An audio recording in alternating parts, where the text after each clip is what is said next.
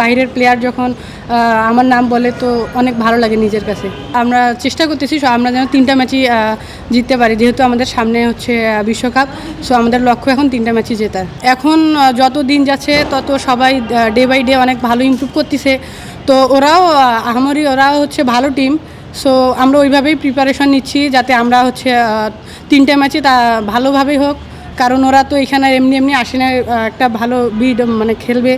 তো আমরাও চেষ্টা করতেছি ভালোভাবে যেন আমরা ম্যাচগুলো জিততে পারি। ওয়ার্ল্ড কাপ খেললেন, আসলে কি শিখেছেন? অনেক বড় বড় প্লেয়ার ছিল, তাদের থেকে বা কেউ কোনো কথা বলেছেন আপনার?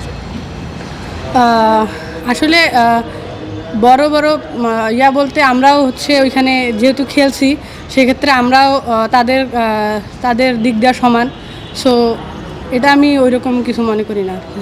চেষ্টার তো কোনো শেষ নাই। আমরা হচ্ছে অনেক পরিশ্রম করতেছি, চেষ্টা করতে করতে আমরা ইনশাল্লাহ একদিন না একদিন তো সাকসেস হবই।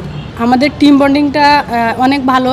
তো আমরা যখন খেলি তো আমাদের একটু মনে করেন ছোট পারফরমেন্সের কারণে আমরা ওই জায়গা থেকে পিছনে পড়ে আসি। সো আমার মনে হয় যে আমরা ছোট যেই দিকগুলো আমরা একটু মিস্টেক করি, সো ওইখানে আমাদের ভুল থেকে মানে আমরা পিছনে পড়ে যাই আর কি, এটাই হচ্ছে। মারুফা, ওয়ার্ল্ড কাপের আগে হারমানপ্রীত কৌরকে জিজ্ঞেস করা হয়েছিল যদি একজন বাংলাদেশি ক্রিকেটার তার দল নিতে বলে, সে আপনার নাম বলেছিল। ওটা শুনেছিলেন কিনা, আর আপনার কেমন লাগে যখন এরকম অ্যাপ্রিসিয়েশন পান? হ্যাঁ, এগুলো শুনলে অনেক ভালো লাগে। বাইরের প্লেয়ার যখন আমার নাম বলে তো অনেক ভালো লাগে নিজের কাছে।